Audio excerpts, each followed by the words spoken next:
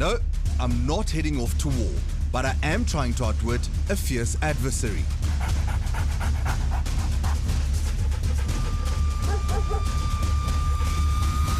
Every dog has its day, but I think today, these dogs are gonna get the Mac attack. Ow! But before I unleash my full Mac attack, let's take a step back and enter a world in which canine is king. Dogs are genetically programmed to hunt. It's this innate ability that handlers develop in order to track a human. But just like every man can run, not everyone can run an ultra marathon. It's the same here. These are no ordinary pets, but highly trained working breeds. Some track footprints or scent the air, while others trail the freshest clouds of scent molecules people leave behind. A person on the move leaves behind a trail of scent molecules on the ground and in the air. Dogs trained to follow this odor are called man trailers. So if she's now the dog and she's busy going out, I just let the line go through my fingers like that. 𝗀𝗶𝗴𝗶𝘶 is an assistant man-trailing trainer practicing out of Lone Hill, Johannesburg. He showed me how to handle Kipling, a 1-year-old border collie. Check. Check. Good. Okay, that's fine. We are telling Kipling that the scent underneath his harness is his target scent. He then walks a circle, eliminating all the non-target scents before we set off. In no time, he has found his mark. If you saw there now, the dog stopped and he looked in that direction. Yes, yes. That was him showing us which way the trail goes. Let's go. And you see how he's weaving around from side to side. He's working the scent cone. That's a boy. Yeah, your mic's gonna fall. Here we go. Opa! Good boy, Kippy. Woo, Kippy! Yeah. It is used both for search and rescue and for trying to apprehend criminals. Is basically the dog following the odor of the specific person we ask him to go after. Man-trailing is relatively new, and Jackie 𝗀𝗃 is one of only a handful of qualified trainers in Africa. 𝗀𝗃 began work with the Swaziland police force, helping them track arsonists. I think they had something like a 75% drop in the arson fires because of the dogs finding them. We're standing over 600 successful missions. That means that either the missing person has been found or the criminal has been apprehended, arrested. So what would you say is the oldest or the most aged trail that your dogs have been able to successfully pick up? We had a bloodhound there that did a 3-week-old trail.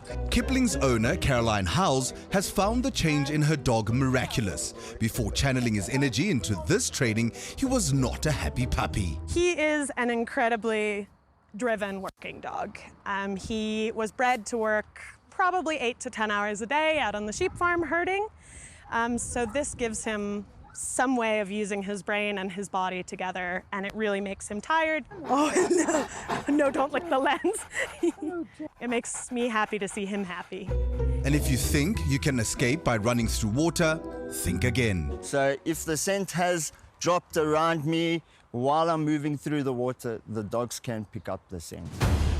But hunting down criminals is not the only use for these canine noses. A beautiful day out hiking in the mountains can turn treacherous when bad weather rolls in unexpectedly. Before you know it, you're lost or injured. Search and rescue operations, manned by mountain club volunteers, paramedics and dog handlers like the crew from the Western Cape's Canine Search and Rescue Association, often mean the difference between life and death. Find. Go. Find.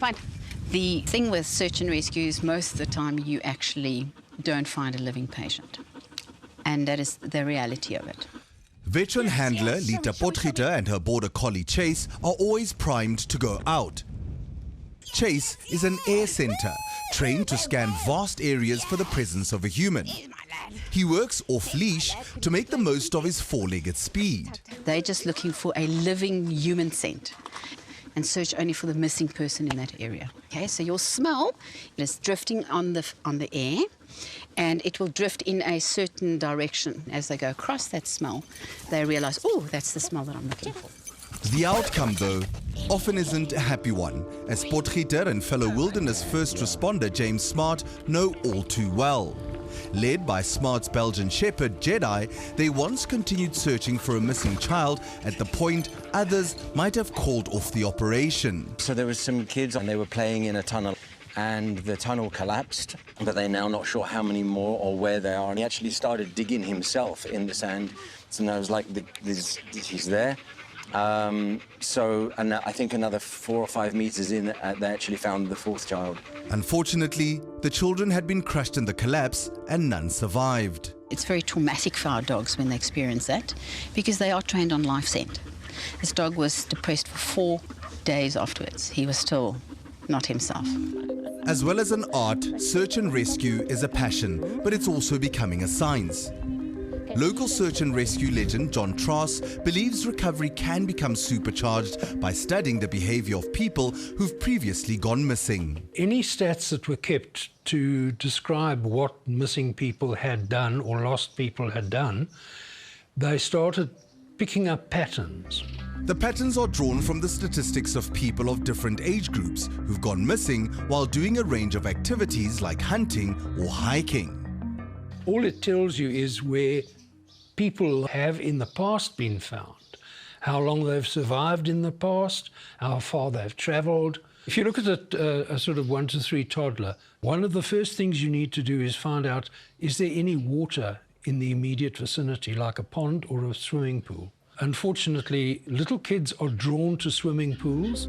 The data shows that even when dealing with mental illness, people follow certain patterns when lost. If a dementia patient walk out of the door, they will keep walking in a straight line. And there have been a number of cases of particularly Alzheimer's sufferers found literally hung up in a thorn bush. So they just stop there and wait till somebody finds them. Today, it's best practice to combine the data with the dog's innate abilities to maximize the odds for experienced search and rescue operators. Much younger children will tend very often to look for somewhere to settle in where they're safe. They'll crawl under a log and often go to sleep, which is, of course, where dogs become so useful, because the dog isn't listening for the child, the dog is using his nose. And the new science of man-trailing makes the process even quicker and more efficient. Unlike tracking dogs, man-trailers don't stick to the spoor, but take the shortest route to where the scent is freshest, ignoring places where the target circles or backtracks. These dogs execute pursuits of stunning complexity. Watch as these 2 dogs chase down suspects that have escaped from a stolen vehicle. You have chased a vehicle, managed to pull it off the road, and the people bail out and they run. Like there were 4 in the vehicle, you managed to catch 2, 2 has gotten away. The first dog goes into the car and picks up the scents of all 4 suspects. Then he eliminates the 2 who have already been caught. Now, he indicates the trail of the 2 fugitives. He and his handler set off after one of the fleeing suspects. The second dog does the same. But she can tell where her canine colleague has gone. She automatically chooses the second trail. Both suspects are chased down and caught. But it's the same in store for me. It was time to put my camouflage and wits to the test. So this is me hoping to beat the dogs. I don't want to get caught, right? I've been through gravel, I've been through stones, and I've even been through the water. I don't think these dogs are going to find me. J.𝗀𝗯 Friedman and her 10-month-old Belgian Shepherd Malinois called Viper are up for my challenge. Okay, so she has targeted her dog now on the car seat, and that's where his scent is, and off she goes. Oh! Even our cameraman found it hard to keep up with the dog.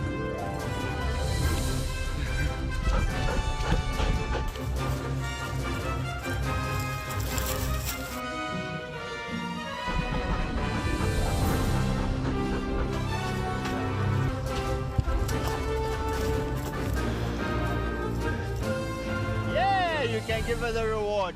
Woo! But Viper totally outwitted me. Tracking isn't for all dogs or handlers. For it to work, a dog must have a high drive and be of medium size. It mustn't be aggressive or wary of humans. In the end, it's up to the handler to read their dog and hone science with experience and the age-old instincts of man's best friend. It's like an umbilical cord, like you have with a mum and a baby, you have between that dog. And that's that sensitivity of a handler getting his dog and the dog getting the handler. Just watching it work is absolutely amazing. You're amazing, Boyki. Hey?